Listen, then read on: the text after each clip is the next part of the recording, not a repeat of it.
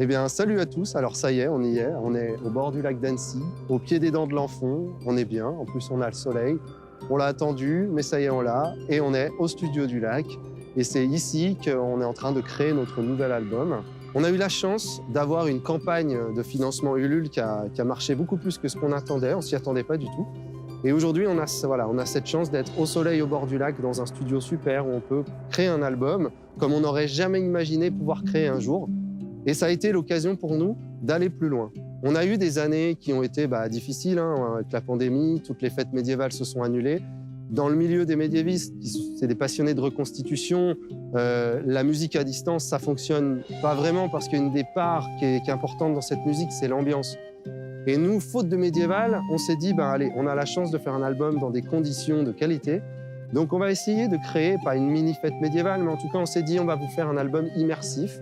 Et pour ça, on a décidé d'aller très loin, c'est-à-dire mettre beaucoup de choses, beaucoup d'instruments, mais aussi, on est allé jusqu'à enregistrer des ambiances sonores. On entend derrière la rivière. Nous, on est allé jusqu'à enregistrer la rivière de la forêt d'Andilly. On a enregistré du feu, on a enregistré tout plein de sons pour pouvoir essayer de créer une expérience d'immersion à l'intérieur d'un conte. Et d'ailleurs, ça va être le titre de l'album, Les Contes du Bois de Vaux, un recueil d'histoires qu'on va vous raconter à travers les chansons. Et on va essayer de vous donner cette petite expérience sonore en espérant pouvoir compenser ces fêtes médiévales manquées et se retrouver plus tard en vrai. En attendant, vous avez ça. Ça a été des bonnes expériences. Il nous est arrivé plein d'aventures dans le studio. Alors déjà, on a eu la chance de faire venir des copains et des invités. On a eu la chance d'avoir Fergal McCartan, désolé pour l'accent, Fergal McCartan, qui est un harpiste qui fait de la harpe celtique, qui est venu enregistrer sur 4 morceaux de l'album. Mais on a eu aussi un ami, Michel Roux, qui fait de la contrebasse. Alors oui, c'est pas médiéval, mais on s'est pris des libertés d'enregistrer des instruments non médiévaux pour pouvoir aller vraiment là où on avait envie d'aller. Et donc on va avoir de la belle contrebasse. D'ailleurs, moi, dans le non médiéval, je me suis permis de faire des guitares. Ah, c'est pas médiéval, diront certains puristes, mais ça a rapporté la touche qu'on avait besoin. Rob, donc l'ingénieur du son du studio, quand il nous a vu arriver avec notre collection d'instruments, s'est dit « mais qu'est-ce que c'est que ça ?»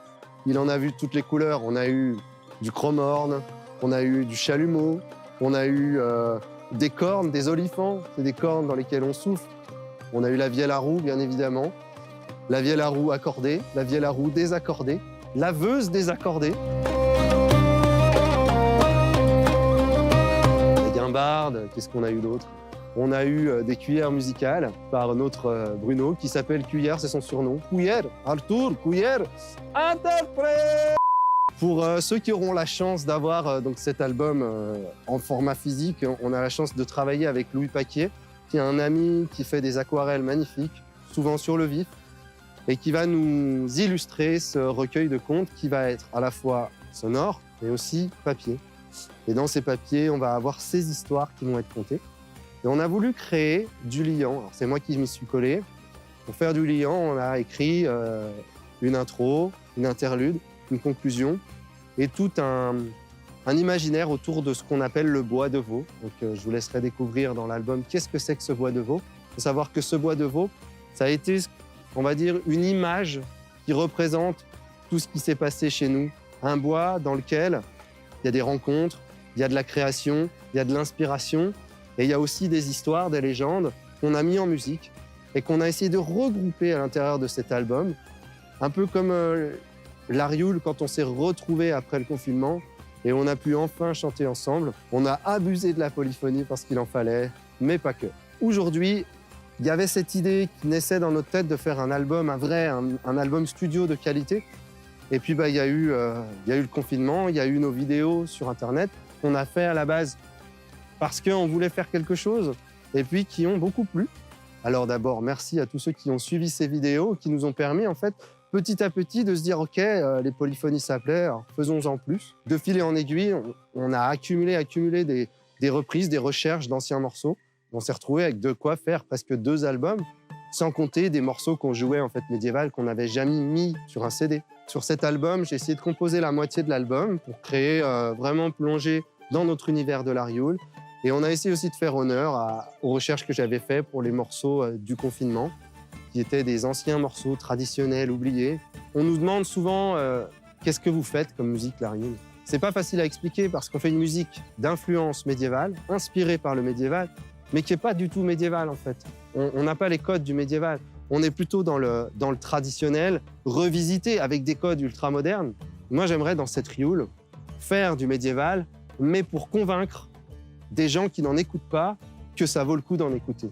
Essayer de convaincre ces gens qui n'en écoutent pas qu'il y a un potentiel de faire quelque chose d'ultra-moderne et d'ultra-dansant dans cette musique. D'ailleurs, dansant, c'est la rioule. Pour ceux qui ne sont pas savoyards, faire la rioule, c'est faire la fête en savoyard. Donc avant tout, la rioule, nous, on a des morceaux qui se doivent d'être dansants. Et c'est pour ça qu'il n'y aura pas que des polyphonies dans l'album, mais il y aura aussi des morceaux qui bougent et des danses anciennes qu'on a essayé de retrouver. Vous aurez même les pas pour apprendre à les danser entre amis. On a aussi la chance d'avoir sur cet album une troupe d'invités pour nous de prestige. C'est la troupe des Montrieurs et les Vilains de Pigouli. Les Montrieurs, si on les apprécie autant, c'est qu'il y a 20 ans, il y avait les premières médiévales d'Andilly. Moi, j'étais tout gamin. Et qui c'est qui faisait la musique à cette époque? C'était les Montrieurs, ils étaient déjà là. J'ai connu l'univers médiéval avec cette musique en arrière-fond, une bière à la main, la cornemuse des Montrieurs derrière. Et ça donne tout de suite le goût de cette ambiance médiévale qu'on adore. Et aujourd'hui, on a la chance de les avoir, de vous avoir, les Montrieurs. Alors, merci d'être avec nous sur cet album. Alors, je tiens avant tout à finir par un grand merci. Alors, un merci d'honneur à Vincent Humbert pour nous donner la chance d'être tous d'Andilly, d'avoir créé ces médiévales. À Claudia Humbert qui, grâce à elle, on a pu créer ce groupe. À Moon, c'est notre gourdasse à nous, c'est notre petite main de l'ombre qui fait tout pour qu'on existe et qui passera jamais à l'écran parce qu'elle ne veut pas. On t'aime, Moon, merci. Et un merci à tous ceux qui ont participé à cet album. Fergal, Michel, à Rob, au son, et à toi, Benjamin, pour cette vidéo. Merci beaucoup à tous. On fait aussi un petit merci à la ville de Locronan, au père Leborgne, et à monsieur Lepage, et à Hyacinthe Le Hénaf, désolé pour les noms, j'espère que je les prononce bien, qui sont donc dans la ville de Locronan et qui ont eu la gentillesse de nous faire sonner exprès l'Angélus pour enregistrer les cloches de Locronan, pour les mettre sur l'album. Donc merci à tous. Merci donc à tous ceux que j'oublie, à Louis qui est en train de travailler sur notre pochette, à tous ceux qui contribuent de près ou de loin à l'existence de cette rioule, aux filles des échassières pour avoir créé la danse du faune. De toute façon, tous ces remerciements, vous les trouverez dans l'album. Bref, merci à tous, merci à tous les tipeurs, merci à tous les ululeurs, merci à tous ceux qui nous suivent sur Facebook, sur YouTube, sur tous nos réseaux, grâce à qui on n'en serait pas là aujourd'hui. On serait toujours à chanter les fraises des bois quelque part dans une forêt, entre deux côtelettes.